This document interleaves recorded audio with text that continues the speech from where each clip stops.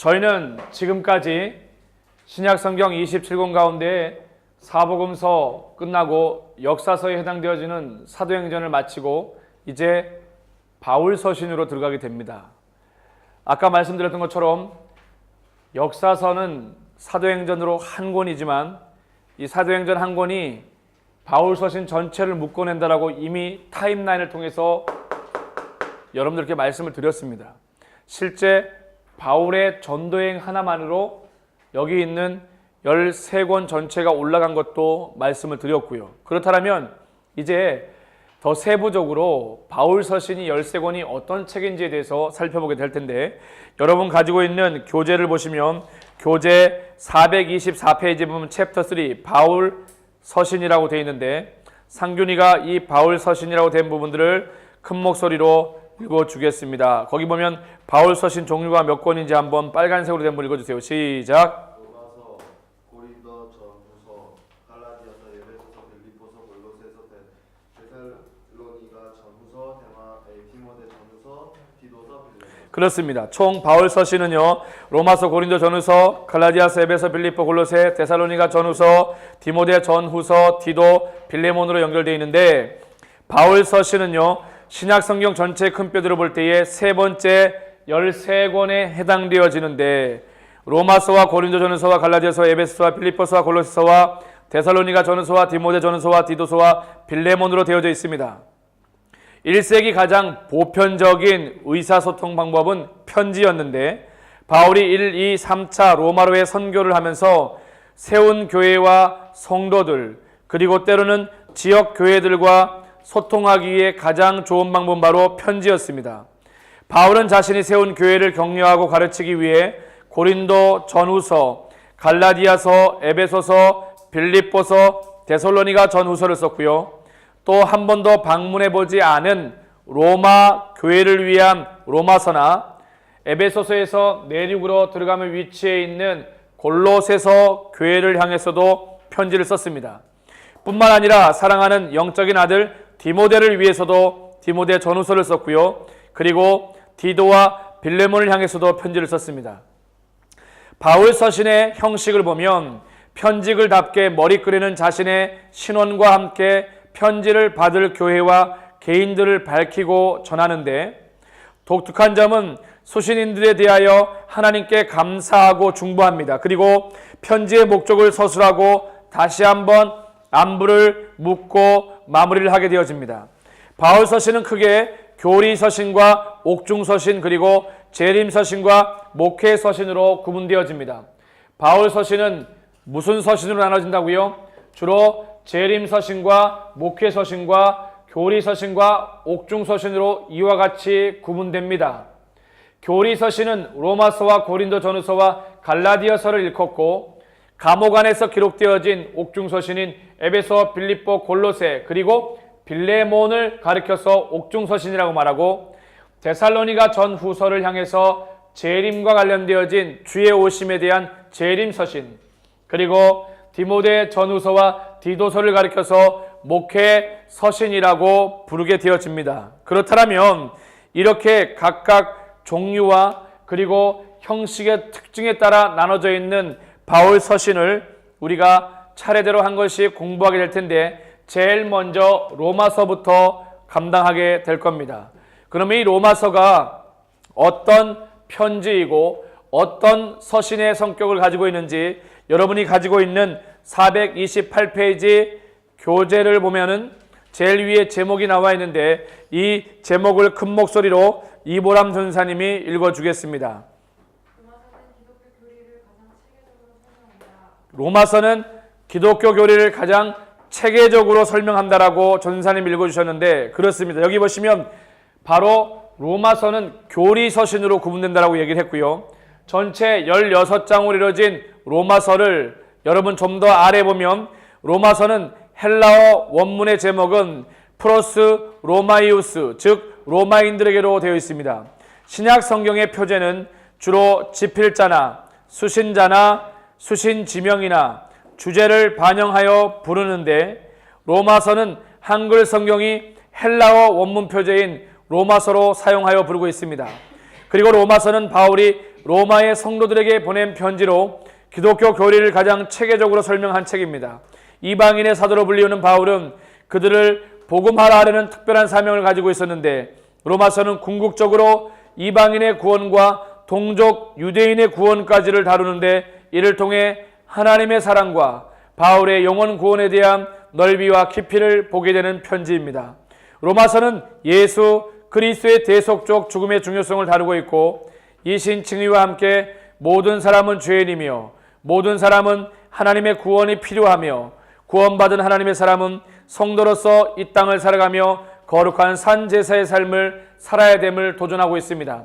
로마서의 연이은 요약과 썸머리를 보면 거기에 저자는 바울, 처음에는 작은 자가 아닌 큰 자의 사울이라고 하는 뜻을 가지고 있다가 이후에 바울로 개명이 되었습니다.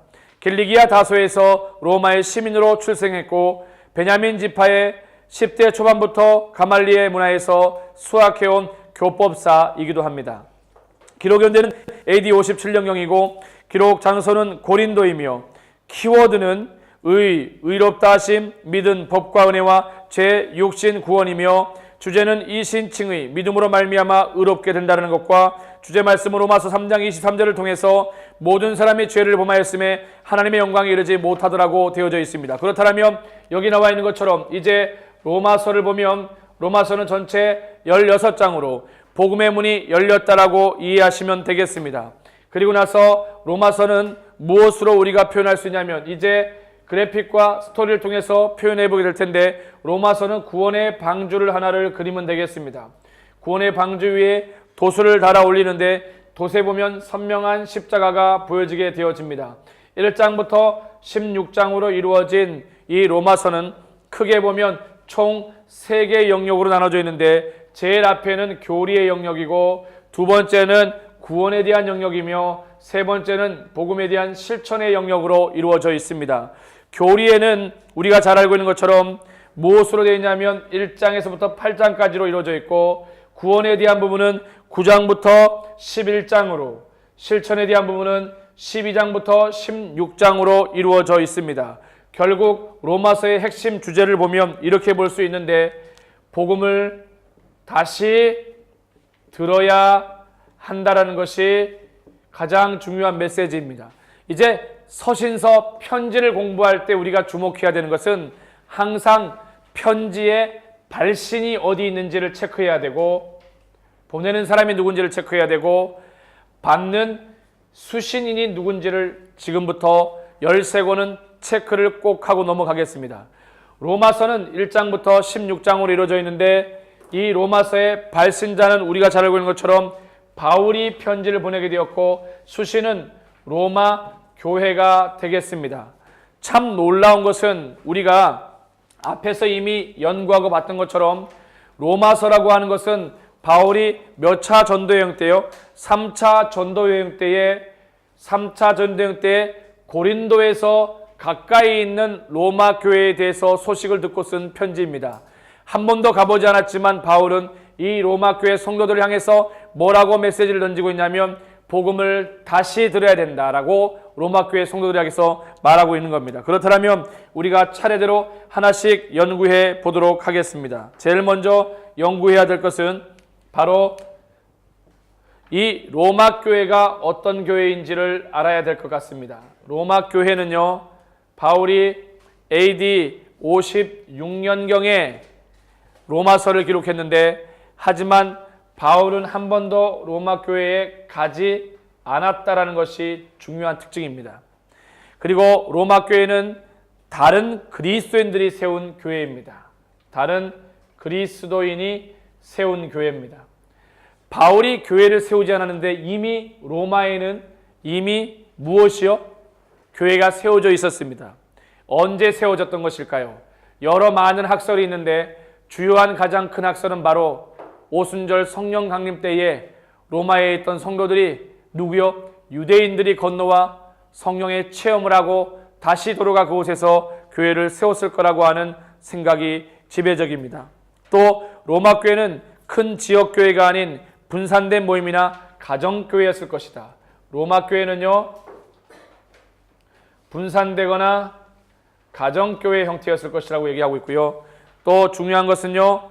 로마서를 쓰기 전에 10년 동안 지중해를 중심으로 1, 2, 3차 전도여행을 하며 곳곳에 교회를 세웠다라는 겁니다. 바울이 1, 2, 3차 전도를 통해서 여러 곳에 교회를 세웠습니다. 한번 살펴보겠습니다. 1차 전도여행 때 바울은요. 우리가 아는 것처럼 구브로를 거쳐서 버가와 비시디 안디오과 이고니온과 루스드라와 더베와 더베에서 다시 루스드라를 거쳐서 이고니온과 비시디 안디오에서 아탈리아를 빠져서 이렇게 돌아오면서 교회를 세웠습니다. 2차 전도여행 때 보면 놀랍게 바울은 내륙을 통해서 안디옥을 출발해 다소와 더베와 루스드라와 이고니온과 비시디 안디오를 거쳐서 저 위쪽인 어디입니까? 드로아를 거쳐서 빌립보와 데살로니가 베레아와 아덴과 고린도에서 그리고 에베소를 거쳐서 들어오면서 교회를 또 세웠습니다. 3차 전도여행 때 바울은 우리가 잘 알고 있는 것처럼 똑같이 2차를 반복하며 어디까지요? 안디옥에서 출발해서 다소와 더베와 루스드라 이고니온과 비시디 안디옥에서 이번에는 에베소로 와서 쭉 올라가 빌립보와 데살로니가 베레아를 거쳐 고린도까지 왔다가 다시 고린도에서 베레아와 데살로니가 빌립보를 거쳐서 드로아에서 배 타고 어디로요? 에베소 옆 동네인 밀레도를 거쳐가지고 바울은 드로아 시돈에 있는 예루살렘을 거쳐서 들어오게 되어집니다. 이때 들어와서 여러분 우리가 잘 알고 있는 것처럼 바울이 1, 2, 3차 전도여행을 마치고 나서 잡히게 되어지는데 잡히고 나서 어떻게 되었습니까? 바울이 로마로 수감되어져 가택연금을 당하게 되어지죠. 이렇게 바울이 1, 2, 3차를 하면서 바울이 여러 교회를 세웠다라는 것이 맞습니다. 지배적입니다. 분명한 사실임을 여러분이 아셔야 되겠습니다. 그리고 바울은요 어떤 얘기를 또 하고 있습니까? 율법주의적 신앙을 교정하고 유대인과 이방인 간의 바른 관계를 통해서 동시에 스페인 선교에 대해 준비하고 있었다. 다시 말해 바울은요 이러한 1, 2, 3, 4차 로마의 전도여행을 통해서 믿음의 사람들을 세워나가고 그들을 하나님의 사람으로 훈련시키는데 최선을 다했던 사람입니다.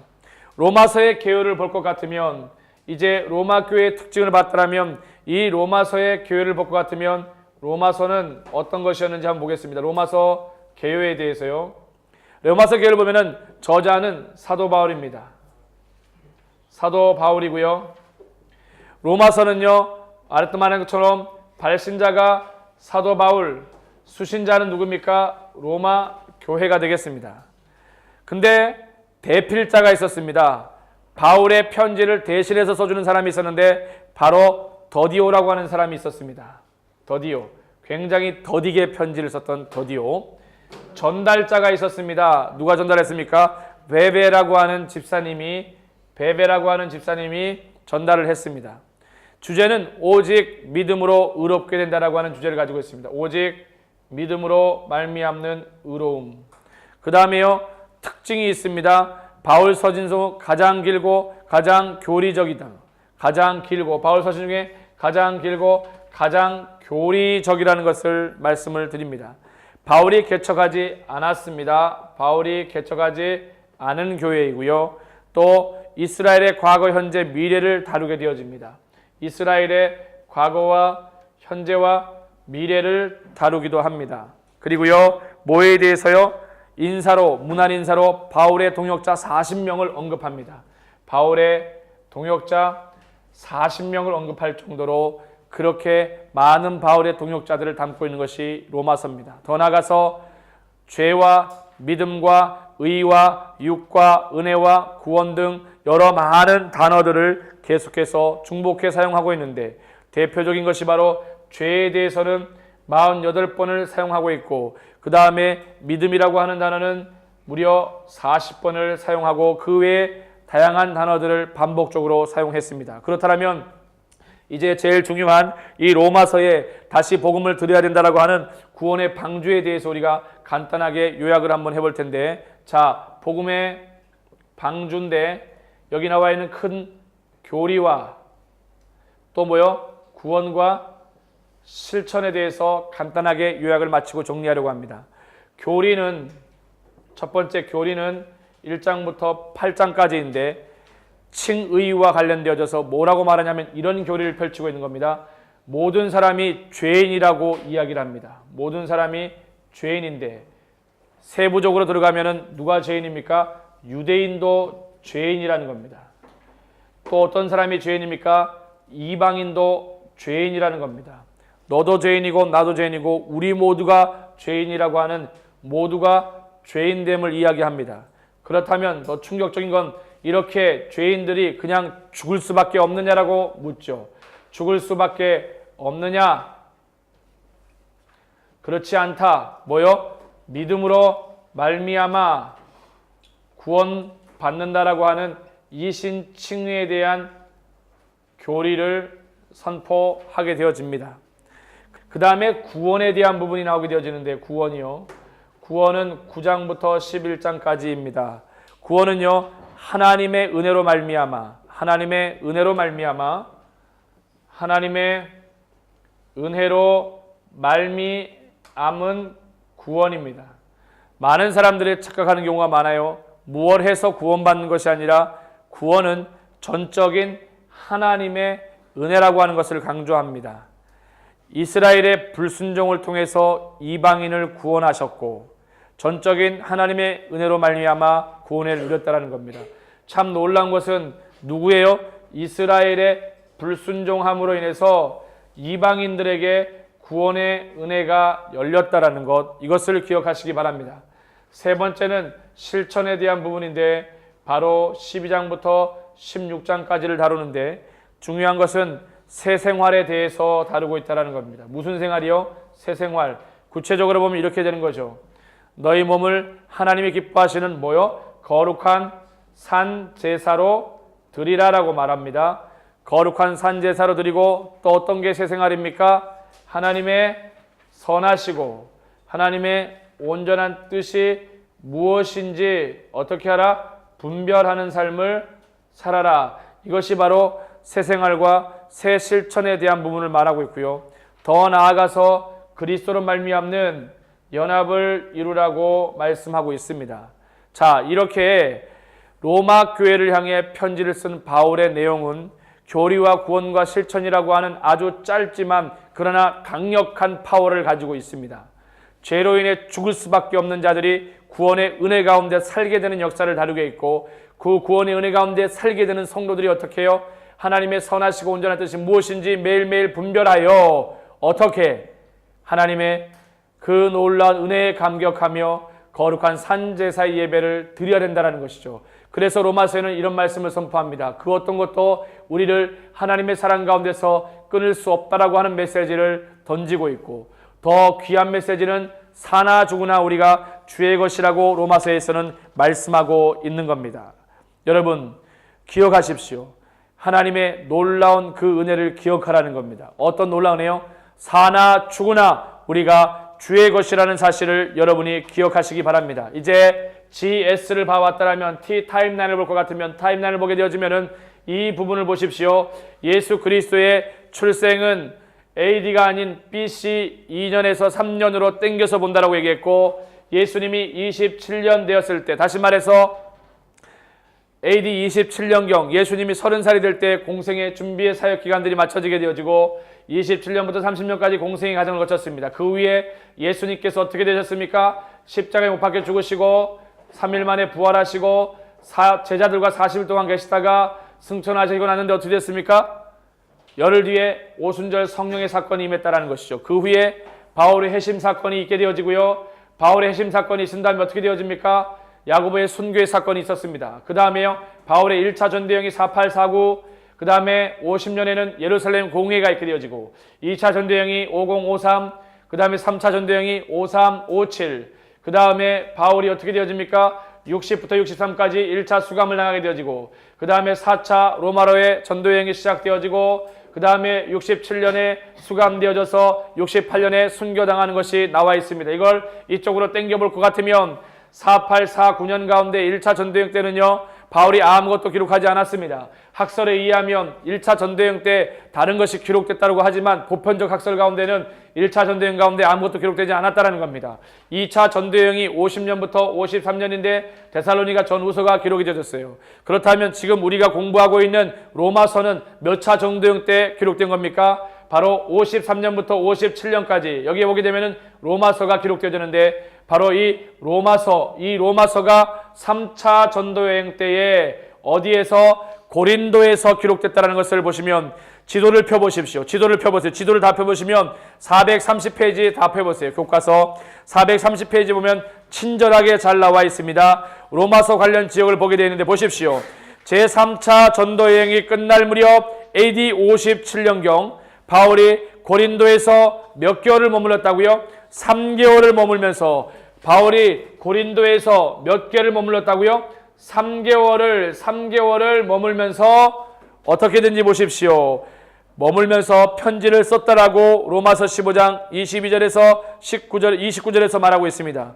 결국 복음을 경험했지만 실제 사도들로부터 가르침을 받지 못한 로마 교회 성도들에게 기독교 신앙의 가장 중요한 근본 교리를 가르쳐 복음의 능력으로 날마다 살아갈 수 있도록 도전을 주는 것이 바로 로마서의 목적이었습니다. 그렇다면 GST가 끝나게 되면 M매핑을 보게 될 텐데 M매핑을 보십시오. 바울이 몇 차 전도여행입니까? 3차 전도여행 같은 경우에는 육로 내륙이죠. 시리아 안디옥을 거쳐서 다소와 더베와 루스라와 이고니온과 비시디 안디옥에서 어디로 넘어가요? 마게도냐로 넘어가는 것이 아니라 에베소서로 넘어와서 다시 백길을 거쳐서 어디로? 빌립보를 거쳐서 데살로니가, 베레아, 고린도로 왔다가 다시 턴하게 되어지죠. 어디로 턴하게 되어집니까? 베레와 데살로니가, 빌립보와 쭉 내려와서 3차 때는 에베소를 거칠 수 없었습니다. 위험을 느꼈기 때문에. 그래서 에베소 교회 장로들을 어디다가 불러냈습니까? 밀레제로 불러내어서 거기서 입맞추고 그들과 위안을 하고 그리고 다시 예루살렘으로 들어와서 붙잡히게 되어집니다. 그렇다면 3차 전도여행 때에 로마서는 언제 기록되어졌다라고요? 바로 바울이 고린도에 3개월을 머물면서 로마에 있는 성도들에 대해서 듣고 한 번도 가보지 않았지만 편지를 썼다라는 겁니다. 이해되면 아멘. 그렇게 돼서 바울이 이제 A를 볼 것 같으면 TMA를 볼 것 같으면 여러분 가지고 있는 교재 431페이지를 보면 목사님이 얘기했던 이것이 분명하게 이해될 겁니다. 교리, 구원, 실천이 이해될 텐데 한번 보겠습니다. 1장 이신칭의 이방인의 죄, 2장 유대인의 죄, 3장 전인류의 죄, 4장 아브라함의 믿음. 잘 보십시오. 1장 뭐라 그랬어요? 1장 이신칭의 이방인의 죄, 이방인의 죄. 목사님이 아까 뭐라 그랬어요? 여기서 얘기하면서 교리 얘기하면서 모든 사람이 죄를 범했고 유대인이 죄고 이방인이 죄고 모두가 죄인이라고 얘기했던 그 교리를 설명하는 거야. 1장 이신칭의 이방인의 죄, 2장 유대인의 죄, 3장 전 인류의 죄, 4장 아브라함의 믿음, 5장 칭의의 결과 아담과 예수, 6장 죄의 삭슨 사망, 그 다음에 7장 하나님의 법과 죄의 법, 8장 성령의 법, 양자의 특권, 사랑의 찬가, 9장 토기장의 신 하나님, 10장 믿음은 들음에서 들음은 그리스도의 말씀으로, 11장 남은 자를 통한 구원, 지혜의 찬가, 12장 거룩한 산제사, 선으로 악을 이기라, 13장 국가 권세에 복종하고 피차 사랑의 법 외에는 지지 말아라, 사랑은 율법의 완성이니라, 빛의 갑옷을 입어라, 14장 살아도 죽을 위하여, 15장 바울의 로마 강계획, 16장 마지막 인사와 훈계를 다루고 있습니다. 그렇게 보면 431페이지에 그렇다면 이제 어널리즈가 끝났으니까, 어널리즈가 M과 함께 끝났으니까 이제 엑스트라 자료를 함께 보는데 그 엑스트라 자료에는 뭐가 나와 있는지 보십시오. 로마서 추가 자료에 보면 로마서 속에 죄와 인생에 대해서 나옵니다. 죄는 뭐예요? 사람의 죄, 사람의 목구멍의 죄, 혀의 죄, 입의 죄, 사람의 발의 죄, 행위의 죄, 사람의 눈의 죄. 이 얘기를 통해서 본다면 사람에게는 엄청난 신체 안에서 어마어마한 죄들을 지을 수 있다고 표현하고 있겠죠. 그 다음에 431페이지 보면 제일 하단에 제목을 상균이가 한번 읽어줍니다. 431페이지 로마서 속에 아담과 예수 그리스도의 비교라고 되어 있는데 제일 위에 뭐라고 나와 있어요? 왼편에 아담이라고 나와 있죠. 오른편에는 뭐라고 나와 있습니까? 예수 그리스도에 관하여라고 나와 있죠. 그러면 아담과 예수 그리스도를 비교하는데 아담은 한 사람으로 범죄로 말미암아 사망이 한 사람으로 통하여 왕노릇하게 되었고, 근데 예수 그리스도를 통해서는 어떻게 됩니까? 예수 그리스도를 통하여 생명 안에 왕노릇하게 되어집니다. 반대로요, 아담에 관해서는요, 한 사람의 범죄로 많은 사람이 정죄에 이르렀지만 예수 그리스도 한 사람을 통해서 한 의로운 행위로 말미암아 많은 사람이 의롭다 하심을 받아 생명에 이른다라는 겁니다. 또 하나, 한 사람이 순종치 아니함으로 많은 사람이 죄인이 되어졌는데 예수 그리스도를 통해서는 어떻게 보십시오? 한 사람의 순종함으로 많은 사람이 의인이 되었습니다. 반대로 아담에 관하여 율법이 들어온 것은 범죄를 더하게 하려 함이라. 예수 그리스도에 관해서는요, 죄가 더한 곳에 은혜가 더욱 넘치게 하셨습니다. 아담에 관하여 죄가 사망 안에서 왕노릇하게 되지만 예수 그리스도를 통하여서는 은혜도 또한 의로 말미암아 왕노릇하게 되리라고 말씀하고 있습니다. 로마서의 추가자를 한 번 더 보면 432페이지에 보면 신약 성경 속 은사가 여러 가지가 나오게 되어지는데 이 은사에 대해서 다루는 것이 로마서와 고린도전서와 에베소서에서 은사에 대해서 다룹니다. 여러분, 은사는 탤런트, 재능을 말합니다. 우리가 교회 신앙생활 하다 보면 우리는 신앙생활 하면서 뭘 발견하게 되냐면 하나님이 내게 주신 은사가 무엇이고 내게 주신 재능이 무엇이냐라고 많이 고민을 해요.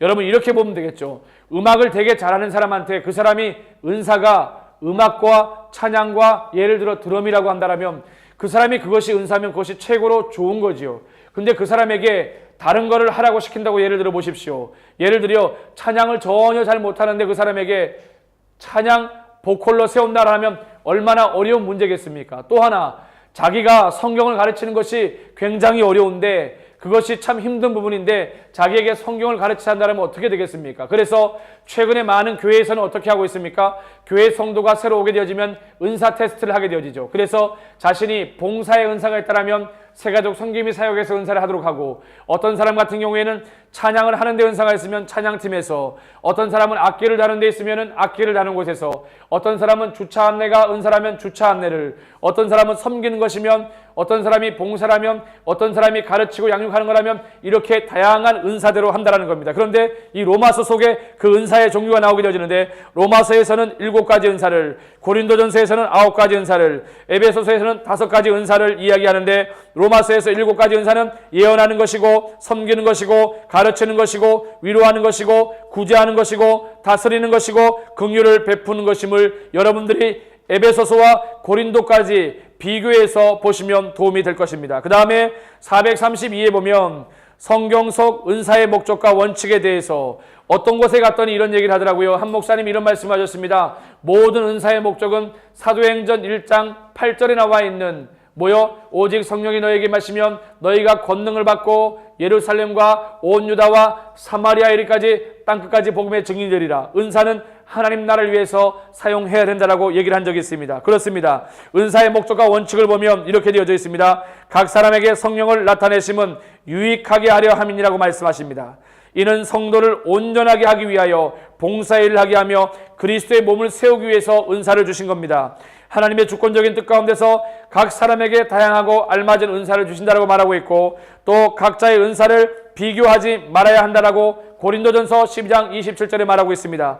은사는 사랑 가운데 교회의 덕을 세우기 위해 사용되어야 된다라고 말하고 있는 겁니다. 자, 사랑하는 여러분, 지금 저는 여러분들과 함께 신약 성경에 나와 있는 5가지 메인 중에 세 번째 해당되는 바울 서신 총 13권 가운데에 첫 번째인 로마서를 여러분들과 함께 나누었습니다. 자, GSTM를 통해서 배운 이 로마서를 통해서 여러분도 다시금 복음을 듣고 복음 안에 뜨거움으로 말미암아 정말 사나 죽으나 주님 나라를 위해서 살아가는 여러분 되기를 주의 이름으로 축원합니다. 수고하셨습니다.